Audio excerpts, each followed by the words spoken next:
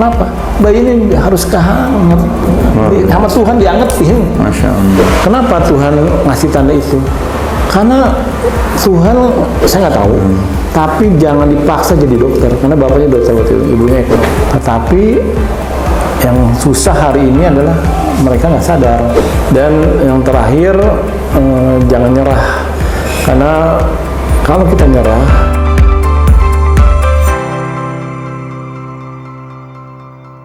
Assalamualaikum warahmatullahi wabarakatuh. Waalaikumsalam warahmatullahi wabarakatuh. Bapak Ibu yang berbahagia, juga termasuk mungkin di sini ada ibu-ibu muda atau bapak-bapak muda yang ikut menyaksikan. Alhamdulillah hari ini terhadir tamu kita Dr. Yudi Junaidi, spesialis obstetrik ginekologi. Assalamualaikum. Waalaikumsalam. Iya, beliau senior saya dan ingin sharing ya, berbagi tentang bagaimana sih bisa menghasilkan atau bisa mendidik supaya generasi mendatang ini menjadi generasi-generasi yang unggul. Dan ternyata dari pengalaman beliau ya, bagaimana mendidik di 1000 hari pertama kehidupan itu, kita langsung saja nih, gimana tuh konsepnya, Dr. Yudi? Sebenarnya konsepnya sih sederhana ya, setelah saya tahu, tapi menjadi tidak sederhana karena kita nggak paham Al-Quran. Oke. Jadi untuk yang non Muslim mohon maaf ya, karena ini basicnya adalah saya Muslim. Iya. Kemudian saya ambil di Al-Quran. Jadi di sana Al-Baqarah 230. Al-Baqarah 30 tentang penciptaan manusia. Ada diskusi Tuhan dengan malaikat sama setan gitu. Iya. Setan nggak setuju karena dia merasa lebih hebat kan. Betul. Kemudian ada Al-Baqarah 233 itu tentang penyusuan. Jadi sempurnakan penyusuan hingga 2 tahun. Indonesia peranan suami sangat penting ya, peranan suami sangat penting. Nah, kemudian ada juga Luqman 14. Luqman 14 itu tentang penyapihan. Oke. Ya, kalau setelah 2 tahun disapih gitu ya. Nah, pertanyaannya kenapa Tuhan nulis 2 tahun? Ya. Kenapa nggak setahun? Kenapa nggak 3 tahun? Tapi 2 tahun. Nah, itu negara yang saya lihat maju itu karena kita belajar dari Finlandia. Jadi Al-Quran itu adalah buku penting untuk mereka. Dia bedah Al-Quran, maknanya apa, dan dia membuktikan secara ilmiah.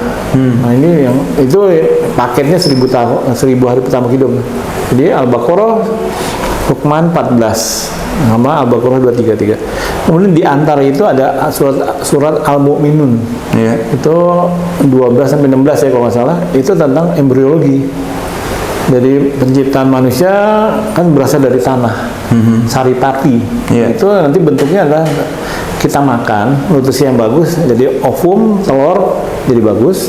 Satu sisi yang laki, spermanya jadi bagus. Sperma selalu dibikin baru tiap 3 hari, makanya dia fresh dia. Tapi telur dibuat sejak di dalam kandungan ibunya. Betul. Dan dia jumlahnya makin lama makin sedikit, kemudian makin lama makin rusak. Sehingga wanita tidak dianjurkan hamil melahirkan di 35 tahun. Nah, konsep 1000 hari pertama kehidupan itu dimulai dengan persiapan prahamil, ya, persiapan prahamil. Termasuk bagaimana memilih istri. Ya, jadi kalau kita pria ini hanya setor 1 sperma. Membuahi. Udah itu dia pergi, bapak ibunya pergi, bapaknya pergi aja nggak ngurusin apa-apa. Tapi si wanita sejak pembuahan sampai 9 bulan ditambah nyusuin, itu adalah potensi 80% potensi orang itu di situ dibentuk. Jadi kalau kita punya istri misalnya tidak lulus SD, gimana kita bisa berkomunikasi anak ini dengan dunia yang lain? Kenapa? Konsep berpikir ini berhenti di SD atau berhenti di kelas 3 SD, yaitu ibunya. Jadi para pria harus mencari istri yang luar biasa baik, bagus, unggulan lah. Yang wanita sekolah lah yang setinggi mungkin. Tetapi ingat, di ujungnya ada fikih wanita. Dia waktu dia meraih gelar setinggi mungkin, dia mempersiapkan telurnya untuk nanti dibuahi telur kualitas keren gitu. Jadi nanti si suami akan mencari orang-orang yang baik gini lahir batin. Nah, kemudian penyakit kalau bisa dihilangin. Contohnya anemi. Oke. Nggak boleh ada anemi ibu hamil. Iya. Itu bisa. Tapi ada juga yang nggak bisa kayak thalassemia kan. Iya. Ya, jadi balik lagi, kalau persiapan prahamilnya nggak bagus, yang paling gampang di Indonesia adalah anemi. 48% ibu hamil di Indonesia HB-nya di bawah 11, anemi. Iya. Nah, ada penelitian peraih Nobel Kesehatan tahun 2019, sel itu sensitif terhadap kekurangan oksigen, kemudian dia bereaksi reaktif untuk menyelamatkan sel dirinya sendiri dengan mengambil oksigen dari sekitarnya. Tetapi pada mereka yang aneminya dibiarkan, kemudian terjadi pembuahan, ini embrio ini udah hidup di lingkungan kurang oksigen. Iya. Gimana potensi akademiknya bagus, gimana dia mau menjadi orang baik, orang dia nggak berbet tuh, ibunya anemi. Nah, saya punya contoh, pasien saya thalassemia, HB-nya waktu itu sekitar 8. Waktu itu saya bilang, bapaknya, anak ini nanti, saya nggak tahu, tapi jangan dipaksa jadi dokter, karena bapaknya dokter waktu itu, ibunya ekonom. Terus siapkan untuk bekerja sebagai D3 aja. Teknis gitu. Ya, maksudnya dia kerja bisa dagang kayak apa, jangan dimasukin ke dokteran. Akhirnya dipaksa, gagal. Konslet ini nggak sanggup lah, karena memang nggak bisa. Jadi kalau kita cari perempuan itu HB-nya harus bagus, ya harus. Itu baru satu. Belum lagi kalau dia diabetes, belum lagi kalau dia darah tinggi atau ada penyakit yang lain, makin pusing. Nah, sekarang bagaimana kita memilih istri? Minta sama Tuhan. Walaupun dia anemi, tapi kalau Allah sayang sama kita, yang tadi saya bilang cerita nggak terjadi. Iya. Gitu. Karena Allah ikut intervensi. Iya. Walaupun saya juga banyak pasien saya yang thalassemia, anaknya oke-oke aja. Saya bilang, tapi udah bilang saya, mesti begini nanti gitu ya. Nah, udah setelah dia hamil ini saya belajar USG di Zagreb, itu diajarin filosofinya USG, bukan tukang USG. Filosofinya. Biasa. Kenapa kita harus tahu? Contohnya namanya CRL, Cramp Rom Length. Jadi janin itu di trimester pertama tumbuhnya 1 mili per hari. Jadi kalau saya dapat pasien dia lihat embrio pada panjangnya 3 mili, 4 mili itu 4 minggu setengah. Saya udah ukur, ibu nanti datang lagi 2 minggu, ini panjangnya misalnya 4 mili, 2 minggu yang akan 18. Kalau dia tidak 18, plus minus 2 ya, ini ada sesuatu. Jadi nanti programnya udah jelimet ke sana. Dan tidak dilahirkan di 9 bulan. Kenapa? Penundaan itu akan membuat dia lebih rusak gitu. Jadi di RSPAD 30 minggu 1.500 gram lahirin. Kalau di Amerika 600 gram lahirin karena bisa hidup. Ya. Kita belum bisa gitu. Kemudian waktu itu kan baru physically. Kemudian dengerin bunyi jantungnya, teratur nggak, frekuensinya normal nggak. Kalau melenceng ada sesuatu. Kemudian kita lihat juga anatominya, ada kelainan bawaan nggak di dia. Nah, di trimester pertama sampai 30 minggu edukasi udah mulai. Jadi bapaknya sama ibunya ada 8 langkah sebetulnya. Saya punya 8. Yang pertama agama. Ibunya kudu ngaji, baca Iqra, bilangin alif, ba, babi, bu, semua lah diajarin semua. Kemudian ibunya sholat, bapaknya sholat. Itu agamanya mesti bagus. Yang kedua jujur. Ya. Tidak boleh ada dusta di antara kita. Jadi kalau bapaknya bilang ibunya ini kopinya enak nggak? Enak. Padahal kasinan. Itu kan bohong. Jadi 2 kali berbohong itu dianggap oleh si janin bohong itu benar.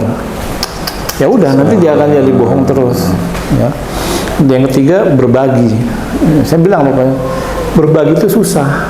Kenapa? Pasti nilainya kesini dulu. Karena saya masih perlu, jadi ajarin, contoh beli mangga 1 kilo. Tapi untuk beli mangga bilang, anakku sayang, mama mau beli mangga.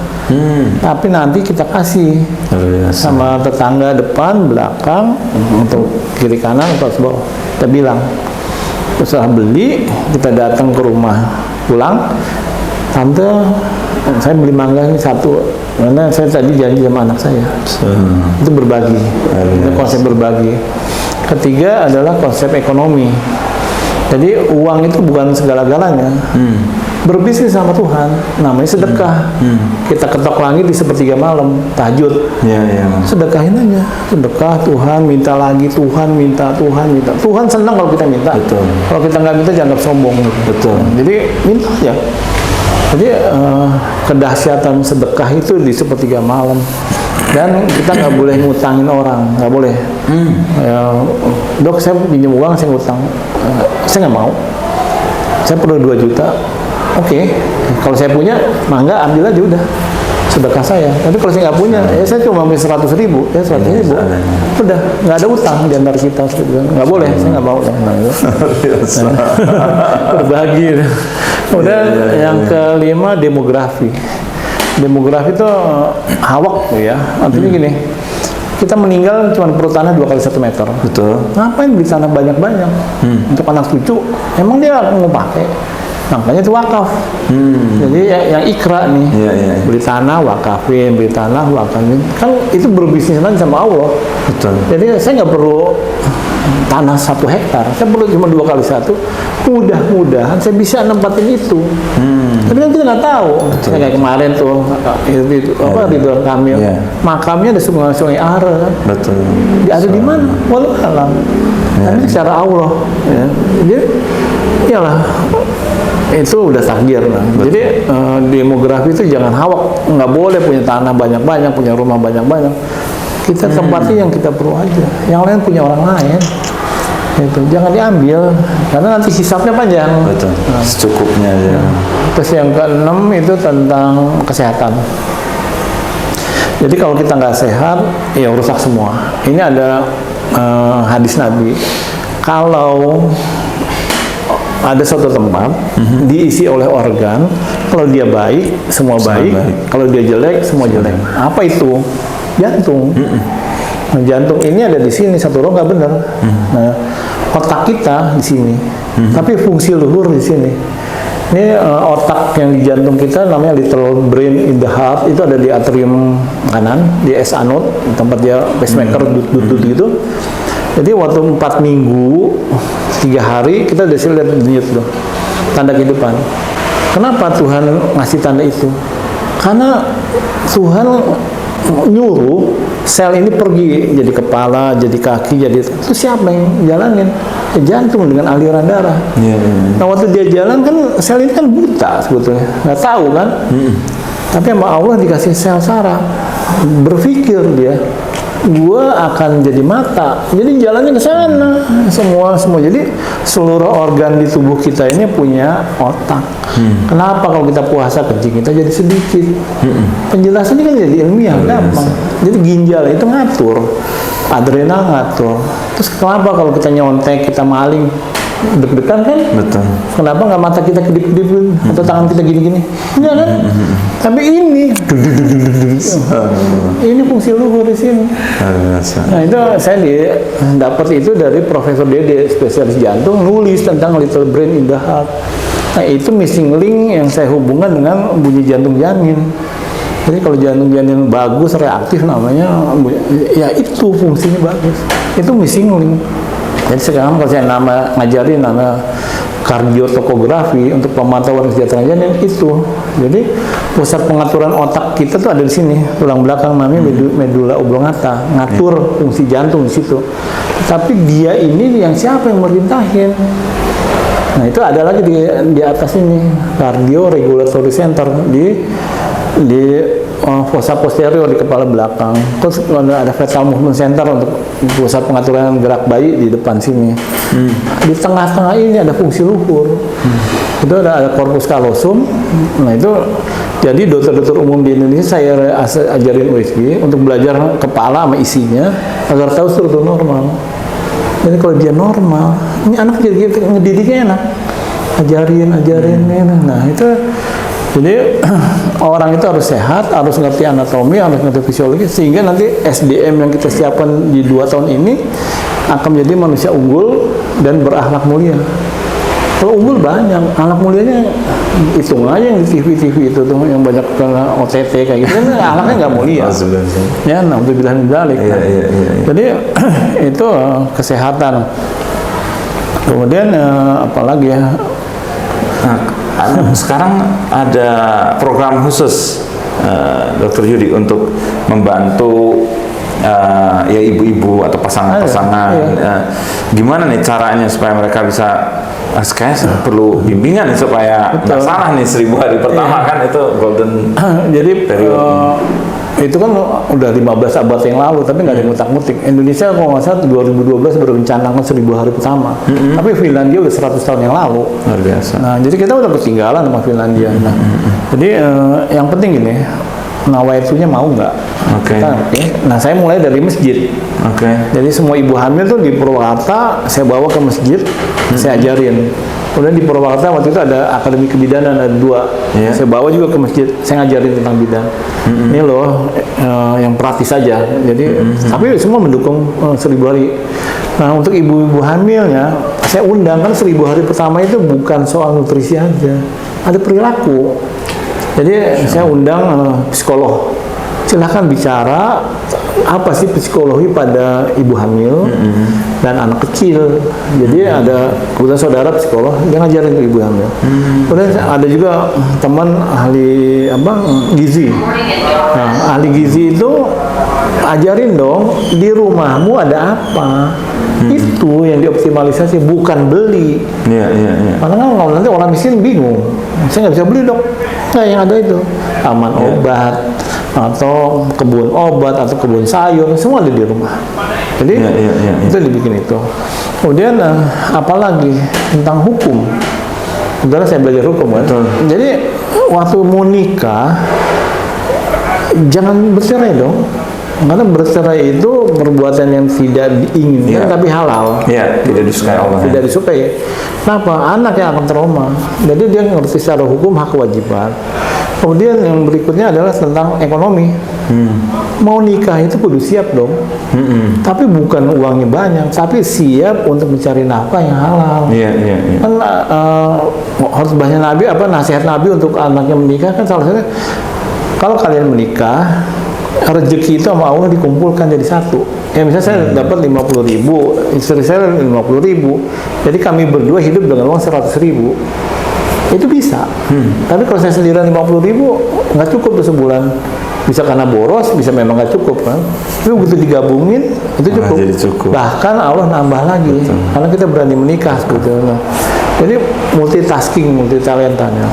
Kemudian yang berikutnya setelah anak ini setelah ibu hamil ini paham, kita mulai memberikan pendidikan dasar di 30 minggu pertama. Ini warna merah, kuning, hijau. Ini angka, ini bentuk, ini ikro, huruf, ini semua lah diajarin.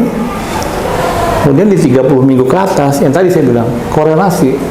Kalau merah ditambah putih jadi apa? Ungu atau pink? Ini janin tahu jawabannya. Kalau pink, tek. Kalau ungu, tek. Udah, ini anak-anak saya semua begitu. Luar biasa. Jadi angka segala macam, kreativiti segala macam. Istri saya pintar musik. Ini anak saya berkecil cuma belajarnya di YouTube. Saya lesin ke sekolah musik. Belajar gitar. Cuma 2 kali, papa aku bosen. Dia belajar di YouTube udah buku tamat. Jadi waktu itu bilang sama gurunya, Pak, aku udah nggak mau ting-ting gitu. Udah nggak level. Iya. Nah, kemudian yang berikutnya adalah men-challenge anak ya. Jadi waktu dia mau lahir, ini kan persalinan ini proses yang paling bahaya untuk manusia. Karena paling banyak mati di situ. Ya, kalau terjun payung dari 1 juta, paling 1 atau 2 yang mati. Kalau di Indonesia 306 sekarang per 100.000. Bayangkan, tadi 1 juta yang mati 1 atau 2, ini 100.000 nya 300. Ibu hamil meninggal. Kemudian yang janin bayi-bayi perinatal meninggal 15. Banyak banget. Singapura di bawah 1, kemudian ibu hamilnya di bawah 10 yang meninggal. Nah ini jadi problem ini. Jadi kalau kegagalan di situ, ibunya meninggal, ini akan melahirkan preman masa depan. Kenapa? Karena dia diasuh oleh ibu tiri atau oleh orang lain, nggak punya ibu. Karena ibunya meninggal. Ibunya meninggal.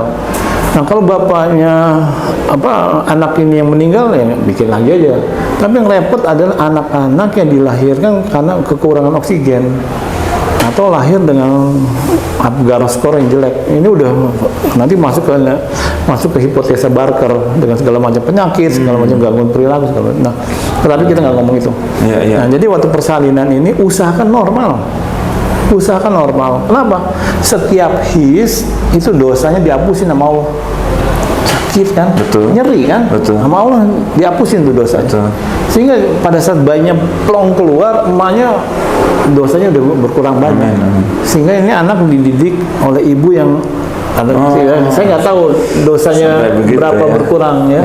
Saya anggapnya 100% dia habis dosanya. Saya nggak pernah mikir ke situ. Jadi setelah itu dia melakukan IMD, inisiasi menyusui dini. Jadi bayi itu keluar kan dia kena air ketuban semua. Jadi saya pegang tangannya, tangan bayi masih ada air ketuban, saya taruh di puting susu ibunya. Biar puting susunya bau air ketuban. Kemudian bayi ini taruh di sini, dia akan merangkak mencari puting dalam waktu kira-kira sejam. Dia mengendus, ya. Nah, waktu dia mau ngisepin nih puting susu ibunya berdiri, cep gitu. Saya punya videonya tapi nggak bisa dipublikasi, nggak boleh sama yang punya. Jadi, nah waktu dia jalan, mulutnya ngejilat ibunya, kulit ininya sampai dadanya.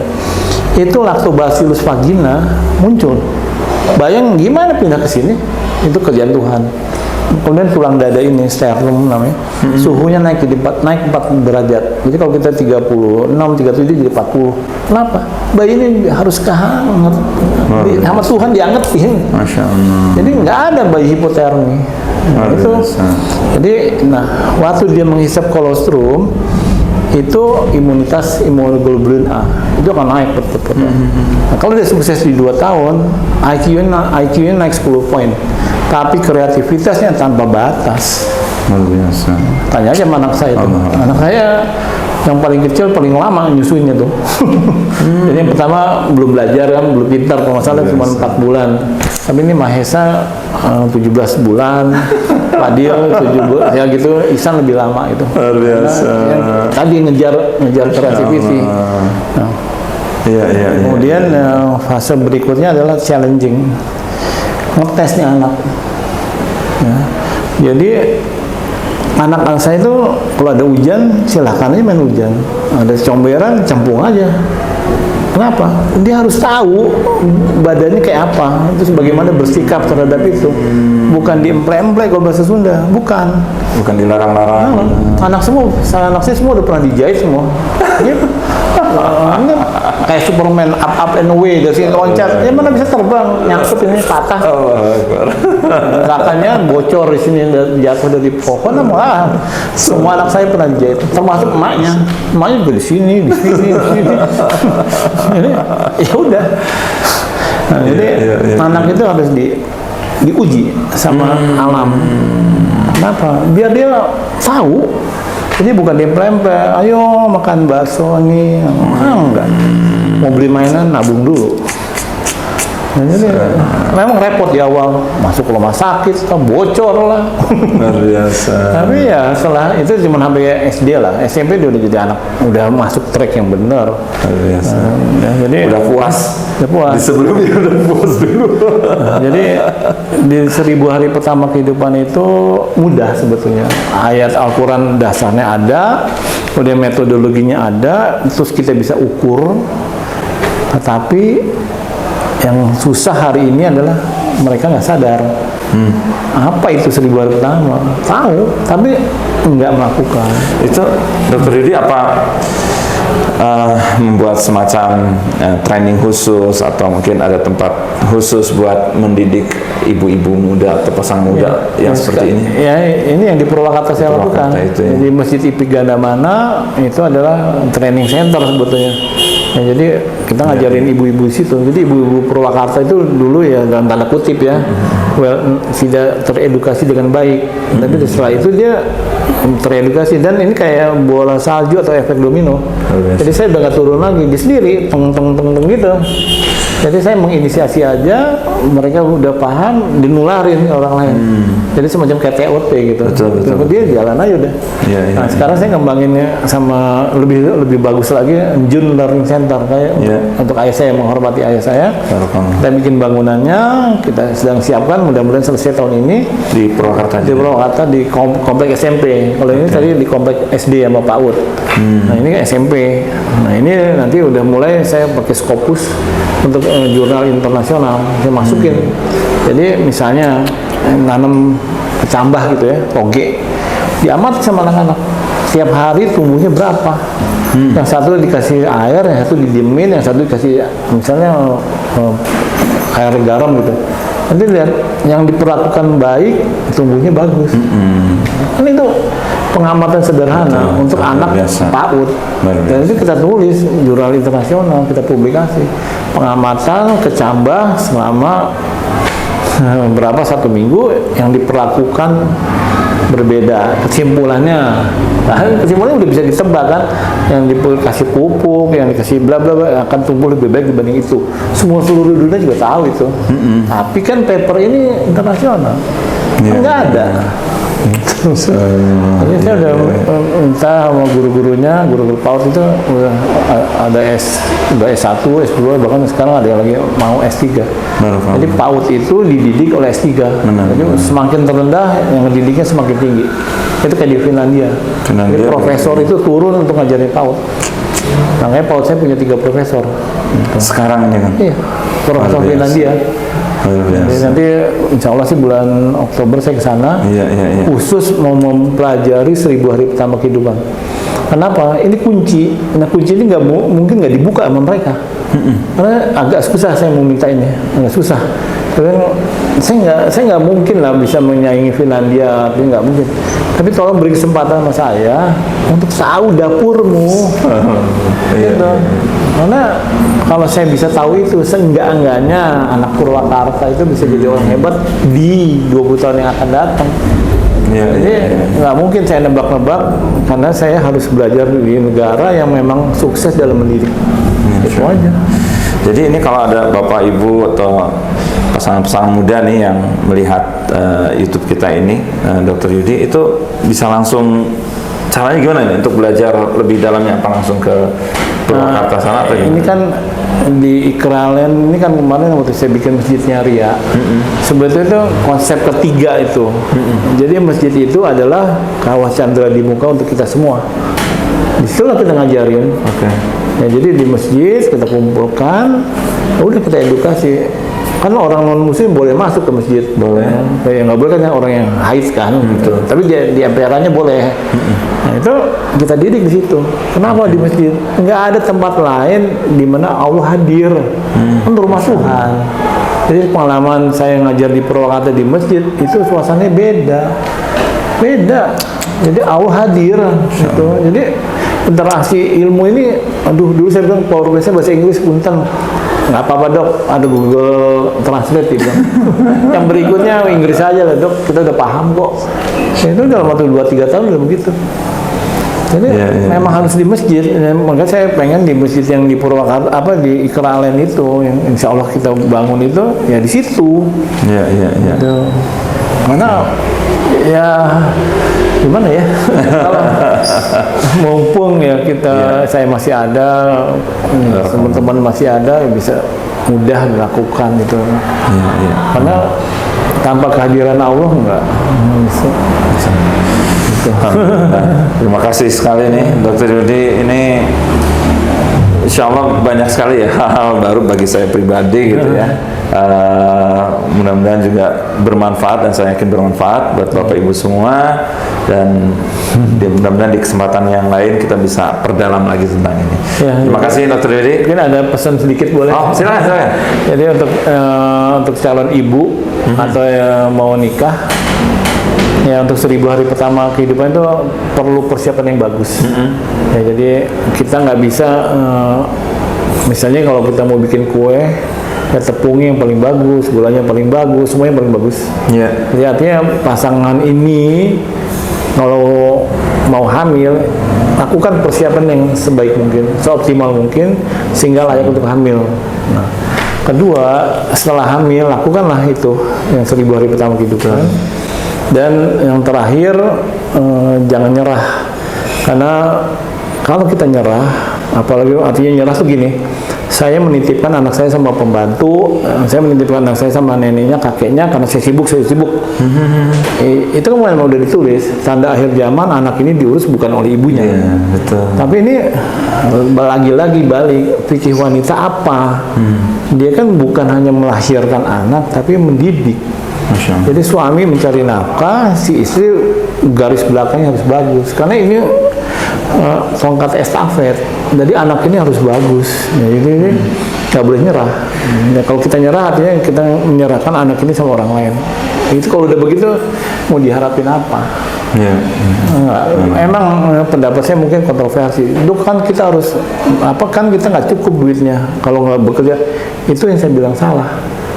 Kalau Anda bilang saya nggak cukup harus bekerja, terus Tuhan bilang yes, ya nggak akan cukup. Saya bilang misalnya, mama urusin di rumah, insya Allah cukup. Kalau perlu kita minta, pada waktunya ada. Itu aja. Iya, iya. Jadi 3 itu aja untuk semua. Masya Allah. Ya sama-sama lah mendesain SDM unggul dan berakhlak mulia. Dan berakhlak mulia. Assalamualaikum warahmatullahi wabarakatuh. Waalaikumsalam warahmatullahi wabarakatuh.